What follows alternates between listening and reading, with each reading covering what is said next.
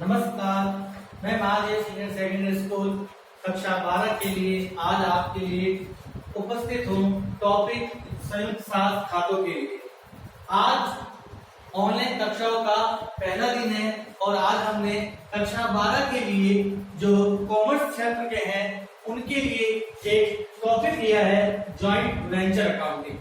तो आज आप जानेंगे जॉइंट वेंचर अकाउंटिंग के बारे में।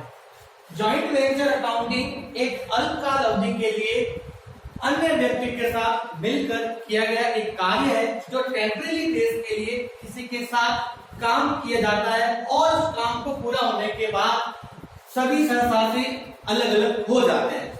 इसके लेखांकन के लिए दो विधियां प्रचलित है। पहली अलग से लेके रखना, अलग से लेखा रखना, और दूसरी अलग से लेखा ना रखना, यानी separate books of account maintain करना या इंडिविजुअल अपने अपने सहसासी द्वारा खाते को मेंटेन करना। संयुक्त साख खाता एक अस्थायी रूप से किया गया कार्य है जो एक अल्पकालीन अवधि के लिए मिलकर किया जाता है। इसके लेखांकन के लिए दोहरा लेखा प्रणाली द्वारा आधारित एक अवधारणा यानी निरंतरता की संकल्पना अवधारणा कार्य नहीं करती है। इसके अंदर अंतिम खातों में चिट्ठा तैयार नहीं किया जाता है क्योंकि ये अल्पकालीन अवधि के लिए किया गया व्यापार है, इसलिए बैलेंस शीट इसमें नहीं बनाई जाती है। इसमें सभी लेन देनों को आयकर या पूंजीगत दोनों ही लेन देनों को रिवेन्यू नेचर की मदे मानी जाती है, अर्थात यहाँ पर माल खरीदना या संपत्ति खरीदना दोनों आयकर मदे ही मानी जाएगी। इसलिए इनके अकाउंटिंग मेथड को इस प्रकार समझा जाएगा। संयुक्त साख में लेखांकन करने की दो विधियां बताई गई है, पृथक से लेखा रखना और पृथक से लेखा ना रखना। यदि आप पृथक से लेखा रखते हो तो इसके लिए आपको 3 खाते बनाने होंगे जो कि इस प्रकार है। पहला खाता होगा संयुक्त साहस खाता, जिसको आप जॉइंट वेंचर अकाउंट कहोगे। आज हम जानेंगे संयुक्त साहस लेखांकन दो विधियों द्वारा अपनाया जाता है। पहली विधि है अलग से लेखा रखना, जिसे हम पृथक से लेखा रखना भी कहते हैं, और दूसरी विधि है अलग से लेखा ना रखना, अर्थात पृथक से लेखा ना रखना।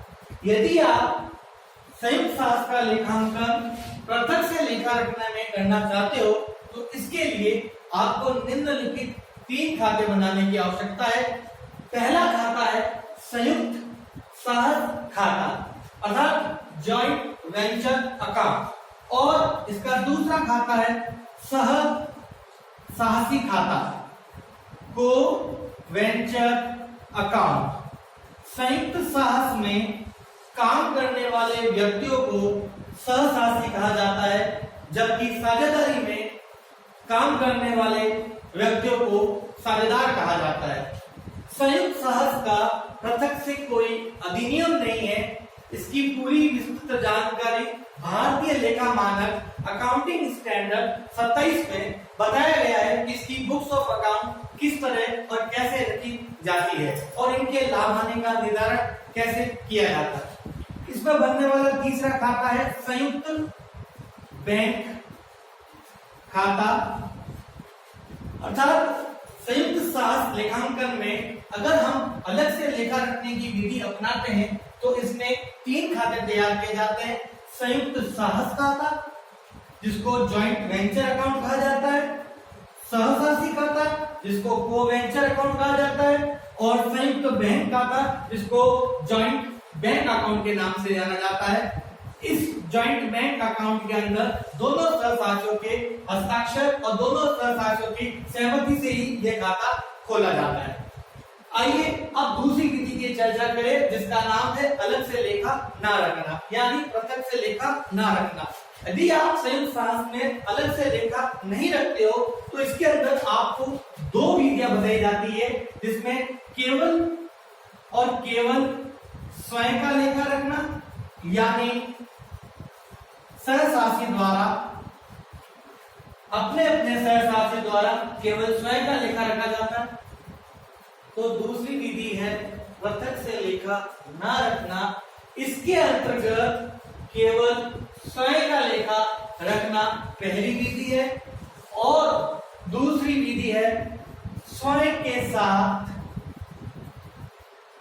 अन्य सह साक्ष्यों का लेखा रखना। अर्थात इस प्रकार आप ये जान पाए कि यदि आप जॉइंट वेंचर की अकाउंटिंग सीखना चाहते हैं तो सर्वप्रथम आपको ये ज्ञात होना चाहिए कि ये जॉइंट वेंचर क्या होता है। तो जॉइंट वेंचर की सामान्य सी परिभाषा ये है कि किसी के साथ अल्पकालिक अवधि के लिए, शॉर्ट टाइम पीरियड के लिए मिलकर किया गया कार्य है, जिसकी अवधि समाप्त होने पर या कार्य का उद्देश्य पूरा होने पर ये लोग अलग अलग हो जाते हैं। इसकी लीगली कोई आइडेंटिटी नहीं होती है, वैधानिक रूप से इसका कोई अस्तित्व नहीं होता है। इसलिए इस जॉइंट वेंचर के अंदर बैलेंस शीट्स नहीं बनाई जाती है, केवल प्रॉफिट और लॉस निकालने के लिए अकाउंटिंग की जाती है। पूरी अकाउंटिंग आपको यह बताती है कि इसके अंदर आयकर और पूंजीगत मदों का अलग से विभाजन नहीं किया जाता। सभी प्रकार के लेन देनों को यहाँ आयकर ही माना जाता है। चूंकि अल्पकालीन अवधि के लिए किया गया व्यापार है तो निश्चित रूप से ये अवधि 12 महीने से कम है, इसलिए यहाँ पर किसी भी मद का पूंजीकरण नहीं होता है। इस अकाउंटिंग के अंदर इसको करने के लिए दो मेथड्स हैं। पहला अलग से लेखा रखना और दूसरा अलग से लेखा ना रखना। अलग से लेखा रखने में कुल 3 खाते तैयार किए जाते हैं। पहला संयुक्त साहस खाता।